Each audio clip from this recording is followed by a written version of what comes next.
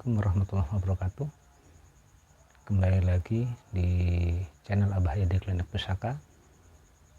Dalam video kali ini saya akan berbagi informasi dan berbagi tips cara mudah memahami atau proses pencarian sejarah.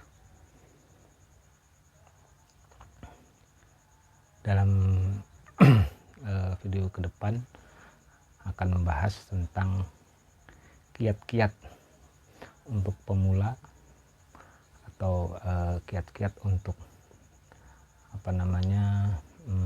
mendapatkan dokumen-dokumen sejarah atau peristiwa-peristiwa sejarah yang sulit untuk kita temukan.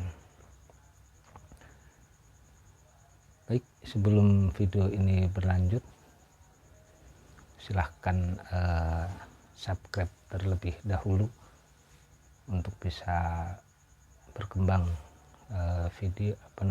channel ini dan bisa memberikan informasi yang bermanfaat terkait bidang sejarah dan kebudayaan. Dan jika ada beberapa hal yang perlu untuk dikomentari, silahkan berikan informasi yang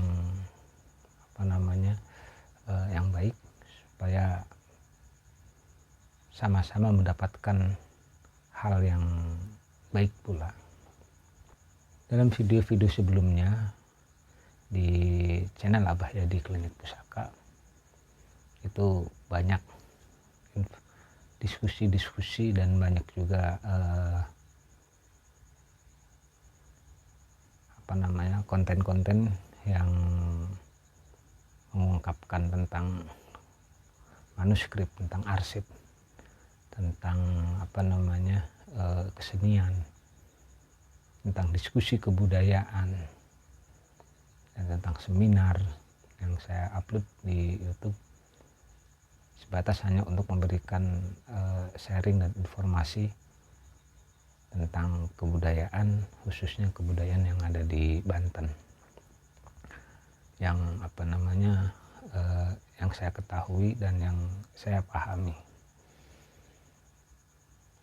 Untuk mengembangkan tentang atau untuk mendapatkan ide tentang gagasan sejarah, kalau kita mendapatkan informasi sejarah, karena sejarah itu seperti ular, belok ke kanan belok ke kiri jalannya, gak lurus. Banyak juga perdebatan tentang dunia sejarah, khususnya di Banten.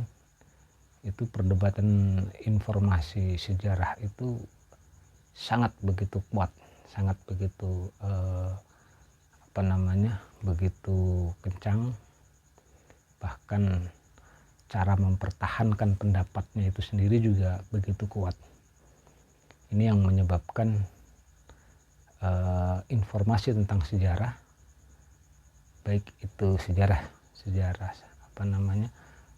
itu banyak berseliweran, berbagai macam-macam informasi terkait dengan tokoh, peristiwa, lokasi, dan segala macamnya. Nah, ini saya akan sedikit mengulas tentang cara memahami sejarah terlebih dahulu. Di video sebelumnya itu saya sudah pernah ungkapkan bahwa cara memahami sejarah itu minimal kita harus mengetahui 4 struktur, 4 poin yang harus kita pahami terlebih dahulu sebelum kita menggali sumber, menggali informasi, menggali data, menggali dokumen-dokumen yang kita butuhkan. Minimal ini 4 dulu yang kita harus ketahui. Kadang-kadang informasi sejarah itu baru hanya 1 dari 4 poin ini. Pertama dari 4 poin ini adalah peristiwa. Karena orang mengenal sejarah, ingin menggali sejarah, ingin mencari tahu tentang masa lalu, itu pertama adalah peristiwa. Apapun peristiwanya itu, Dari peristiwa ini baru akan muncul pertanyaan kapan peristiwa itu terjadi. Maka kita harus memahami poin yang kedua, yaitu periodisasi. Nah, dari periodisasi ini kita akan mengetahui di mana tempatnya peristiwa itu, yaitu lokasi atau geografis lokasinya. Yang keempat itu adalah siapa tokoh pelaku dalam peristiwa itu, yaitu adalah tokohnya. Sehingga dari 4 item ini itu kita akan ketemu rangkaian informasi yang akan kita butuhkan. Pertama, kita gali periodisasi. Kita bagi yang dikenal dengan istilah periodisasi dalam dunia sejarah itu ada secara global ada periode megalitikum, periode zaman logam, periode. Nah, itu hanya untuk proses pembatasan waktu untuk kita lebih mudah untuk melakukan sebuah kajian, membuat frame terlebih dahulu. Kita batasan kajiannya di wilayah ini, atau kita bahasan yang ingin kita ketahui hanya wilayah ini, walaupun memang tetap akan bersinggungan dengan peristiwa-peristiwa yang lain atau periode-periode yang lain hanya untuk menguatkan bahwa peristiwa itu betul ada di periode itu. Karena kalau berdasarkan sumber tradisi lisan, antara periode dan tokoh dan peristiwa itu selalu numpuk, padahal periodenya berbeda, tokohnya berbeda, hanya mungkin kesamaan tempat, tapi nempel jadi satu sehingga agak sulit untuk bisa dibedakan. Itu informasi-informasi dari tradisi lisan, dari sumber-sumber lisan.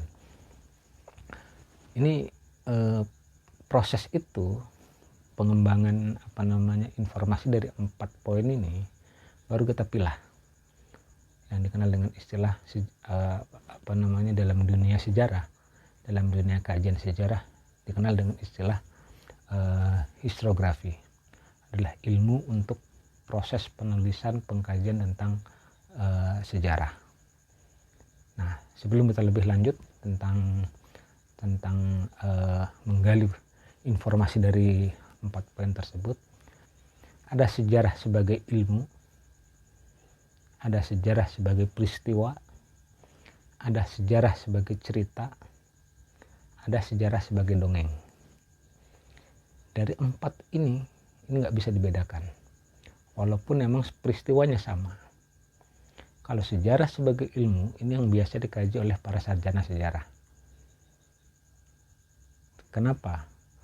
Sejarah sebagai ilmu itu menghadirkan sumber informasi terkait dengan peristiwa, lokasi, tokoh, dan periode itu berdasarkan sumber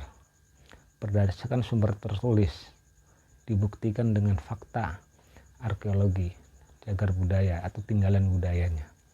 Ini sejarah sebagai ilmu, menghadirkan sumber. Diskusinya pun, perdebatannya pun, itu perdebatan di wilayah sumber, bukan perdebatan di wilayah interpretasi. Walaupun interpretasi itu hanya mendukung untuk proses meyakini sumber. Ini sejarah sebagai ilmu. Dan para sejarawan, ada ahli sejarah dan ada sejarawan. Ini yang membedakan.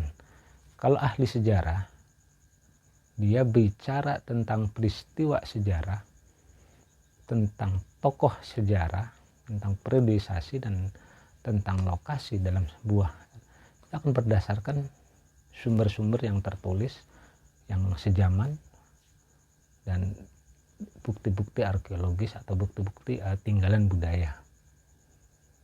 Ini sejarah sebagai ilmu, atau dikenal dengan istilah dengan ahli sejarah. Nah, dia bisa membaca peristiwa itu dengan pengetahuan dengan latar belakangnya sebagai pengkaji sejarah. Itulah sejarah sebagai ilmu. Ada juga sejarah sebagai peristiwa. Ini banyak. Sejarah sebagai peristiwa itu adalah saksi di peristiwa tersebut. Dia menyaksikan atau dia diceritakan oleh saksi mata dalam peristiwa tersebut yang selalu diceritakan.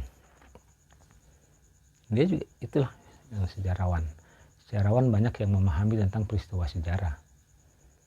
Sejarah yang dikenal dengan istilah sejarawan. Paham dengan dunia sejarah, paham dengan dunia peristiwa dan tentang hal-hal lain. Itu sejarawan tapi apakah itu dikenal dengan sejarah sebagai sejarawan,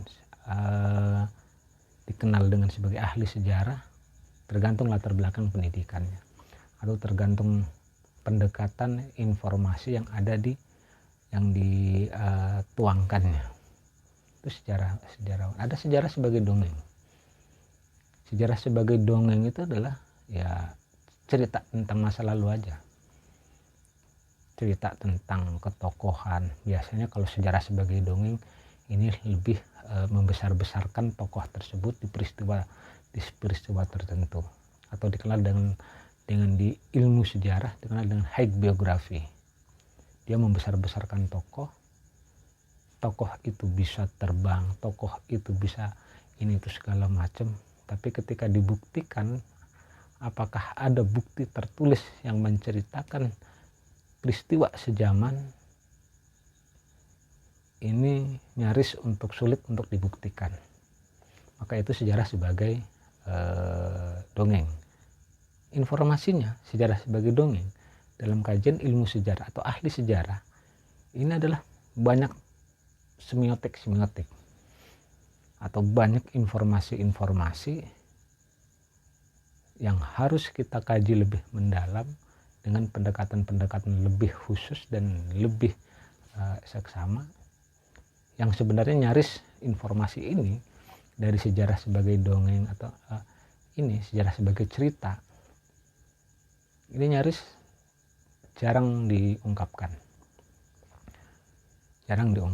Kenapa jarang diungkapkan sejarah sebagai cerita? Karena frame sejarah di pengetahuan ilmu sejarah bahwa sejarah itu harus ada dokumen tertulis. Kita dikenal sebagai masyarakat sejarah itu ketika ada bukti tertulis. Tanpa bukti tertulis kita tidak pernah dianggap sebagai masyarakat sejarah. Dikenalnya masyarakat purba, dikenal dengan masyarakat megalitikum karena belum mengenal tulisan. Nah, inilah frame yang selalu perdebatan di masyarakat. Apalagi sekarang banyak bermunculan penelusuran para nasab yang begitu masif, apalagi kalau menjelang menjelang pilkada, menjelang tahun politik, itu pencarian identitas leluhur, bahwa saya keturunan ini segala macam, itu semakin banyak. Tapi itu hanya dari ingatan masyarakat, dari dari tabir mimpi, ada juga yang dari tapi ketika dibuktikan bahwa ada enggak sumber tertulisnya untuk mencari nasab, bahwa saya keturunan si A, saya keturunan si B, saya generasi kesekian, kesekian. Jika memang itu ada bukti yang lebih jelas segala macam, itu akan mendapatkan sebuah ilmu baru, peristiwa baru ketika sejarah sebagai dongeng, sejarah sebagai cerita, ternyata dalam penelusuran itu ada dokumen-dokumen yang kita temukan. Saya secara pribadi mengucapkan terima kasih kepada para penggiat sejarah cerita sebagai cerita ini, sejarah sebagai dongeng ini. Karena yang luput dari wilayah kajian, banyak informasi, banyak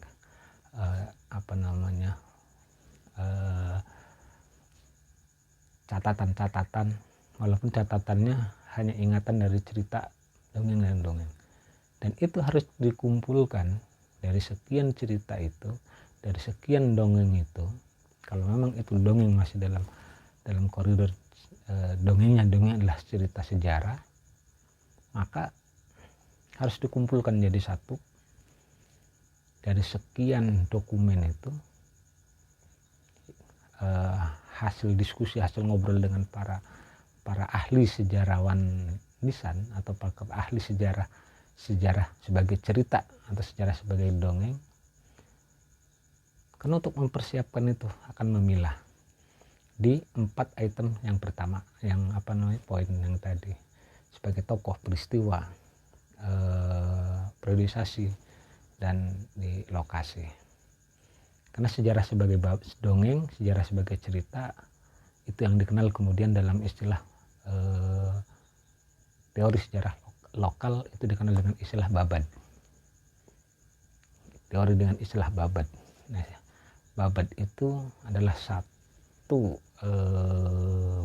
benda yang menyimpan organ tubuh kita yang dikenal dengan istilah babad, pelindung usus, lambung, jantung, hati, dan segala macam di dalamnya, yang dikenal itulah babad. Makanya satu pori-pori ketika ketemu, maka pori-pori yang mati akan hidup. Teori babadnya seperti itu. Teori babad juga ada itu istilah babad dalam arti membersihkan rumput atau membersihkan semak belukar. Dia mencari sesuatu, proses pencarian dan babad. Nah, itulah teori lokal dalam sejarah. Dalam ilmu sejarah kan, teori lokal adalah babad. Nah, teori babad ini para sejarawan Eropa, para sejarawan bermadhab Eropa ini jarang dianggap bahwa babad itulah juga sumber sejarah.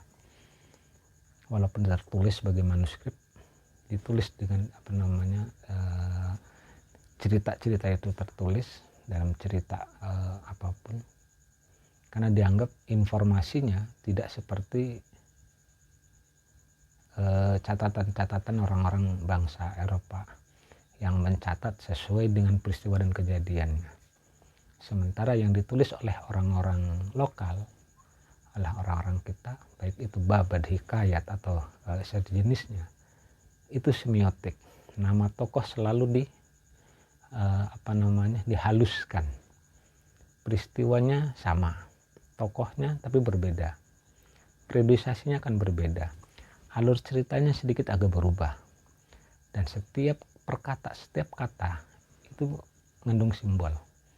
Seperti dalam manuskrip kuno yang saya temukan, itu sebagai simbol semuanya. Apalagi ketika mengkaji tentang peristiwa khususnya di Banten, banyak cerita rakyatnya, banyak tradisi sejarah sebagai cerita atau sejarah sebagai dongeng, banyak dan dihadirkan dengan sumber yang sejaman atau sumber manuskrip yang tertua yang pernah saya baca itu tahun 1700-an dengan tahun 1800, 1900, ceritanya sama, peristiwanya, tapi alur ceritanya berbeda, nama tokohnya berbeda. Semua tokoh dinisbatkan pada tokoh satu dengan tokoh ini, karena untuk mendapatkan satu legitimasi bahwa peristiwa itu betul adanya. Padahal ketika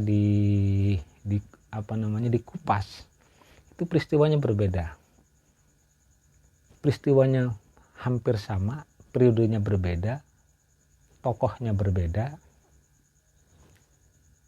terus hanya kasusnya yang sama, kasuistik tentang peristiwa sejarah itu yang sama, tapi dengan tokoh yang berbeda, tempat yang berbeda, periode yang berbeda. Ini selalu nempel.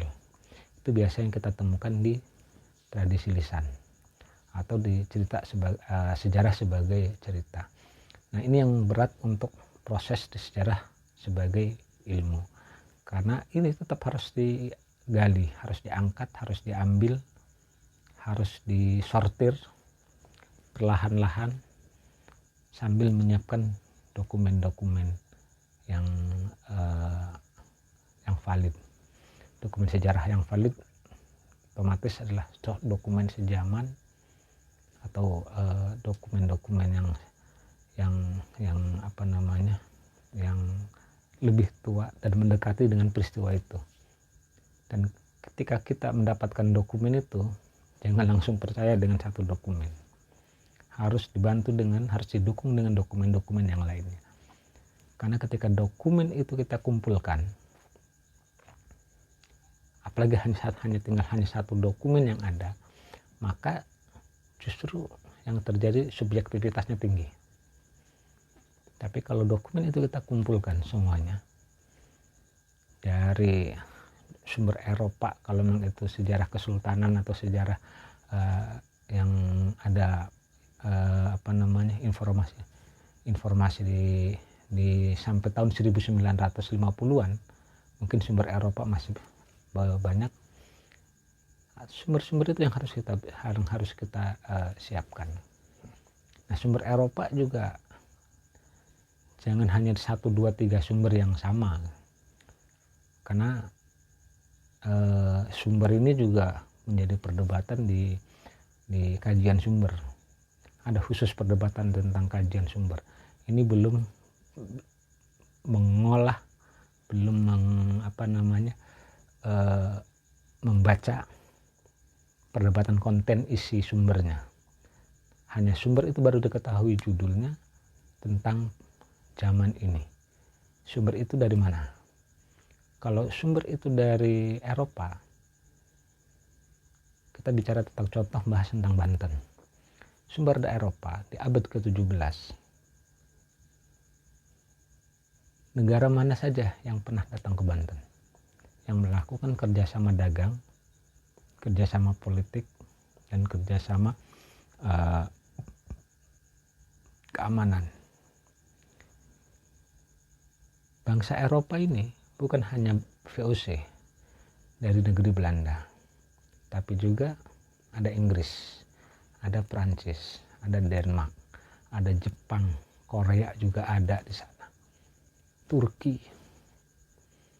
dari Timur Tengahnya, India, Cina, terus itu ya dari bangsa luar, itu lagi dari bangsa dari sekitar wilayah Nusantaranya. Sumber itu minimal harus mewakili semuanya. Kita hari ini lebih banyak sumber Eropa itu ngambil hanya dari Belanda, itu pun peristiwa VOC, dan banyak sumbernya itu hasil kajian-kajian berikutnya dari peristiwa yang sejaman. Peristiwa ini sumber ini lebih banyak, sumber Eropa itu lebih banyak. Dan kenapa sumber Eropa yang saya ketahui, khususnya abad ke-17, itu bukan hanya dari perusahaan dagang VOC, sumber itu, laporan-laporan itu. Para sejarawan kita itu lebih banyak mengutip dari sumber-sumber ini. Luput ada sumber yang lain dari pemerintahan kerajaan Belanda. Ada juga laporan-laporan itu. Ada juga dari informasi dari para pekerja. Ini beda antara pekerja dan perusahaan, catatan-catatan laporannya. Ada yang dari pelancong, sengaja hanya bisnis atau ingin tahu tentang daerah, atau turis, sumber turis. Ini sama sumber Eropa, sumber sejaman. Yang harus kita lengkapi sumber sejaman itu. Yang keempat, yang kelima adalah itu hasil analisis dari 4 ini, dari peristiwa itu. Jadi pertama dari perusahaan dagang. Perusahaan dagang ini ada dua sumber. Ada persiapan sebelum melakukan perjanjian dagang atau sebelum melakukan perdagangan. Yang kedua itu laporan harian. Ini biasanya yang paling lengkap di sumber-sumber ini, karena banyak yang dirujuk dari sumber dagang. Tapi sumber turis ini jarang kita ketemukan. Nah, sumber turis ini bukan hanya satu rupanya, itu banyak. Maka minimal kita 4-5, karena banyak informasi khususnya di sejarah Banten. Orang Banten malas, karena informasinya turis ini hanya lokasi di lingkungan pelabuhan. Orang-orang lokalnya hanya duduk manis. Dia nggak tahu bahwa yang punya usaha, yang punya dagang itu adalah tokoh-tokoh ini. Tapi karena turis yang nggak tahu, hanya melihat, mandang segala macam, bahwa menganggap bahwa ini malas. Tapi lihat ada sumber yang lain, yang dari dagang. Banten kumuh, orangnya tidak pakai sandal, jalan-jalan segala macam masih telanjang. Ini telanjang dada, pakai sarung sepinggang, tapi atasan ini terbuka, hanya dengan pakai ikat aja, rambut gondrong. Itu laporan-laporan seperti itu, dan itu yang jarang kita gali. Nah, itu akan ketahuan nanti ketika proses dari 4 start point tadi. 4 poin ini yang akan menjadikan untuk mempermudah pemahaman peristiwa sejarah. Untuk berikutnya, bagaimana memahami periodisasinya, next di video selanjutnya. Mungkin itu sedikit berbagi pengalaman terkait memahami sejarah dan kebudayaan khususnya di Banten. Mudah-mudahan bermanfaat dan bisa dijadikan sebagai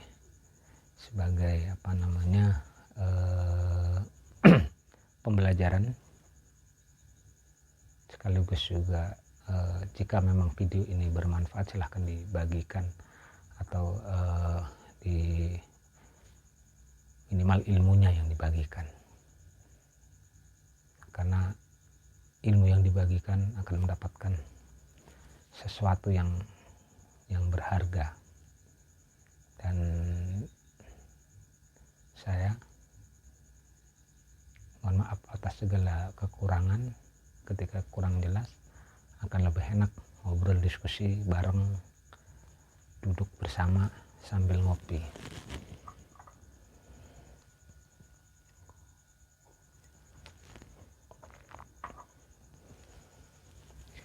Karena kajian sejarah, kajian kebudayaan akan selalu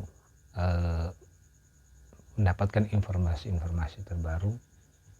Jika banyak penggiat-penggiat kebudayaan, penggiat-penggiat sejarah itu mulai ngulik, mulai mencari tahu. Jadi mudah-mudahan di video kali ini bermanfaat bagi kita semua dan bisa menjadikan perbaikan di masa yang akan datang. Sejarah adalah kajian masa lalu untuk memperbaiki masa hari ini dan mempersiapkan yang lebih baik masa yang akan datang. Itulah sejarah. Sejarah itu adalah spion. Kita tetap untuk melangkah maju ke depan yang lebih cepat, tapi jangan sampai lengah dengan peristiwa-peristiwa masa lalu. Tengoklah kiri kanan dari spion di belakang. Kenapa? Ini adalah sejarah, itu adalah spion untuk mendapatkan informasi, untuk mendapatkan hal yang terbaik masa yang akan datang.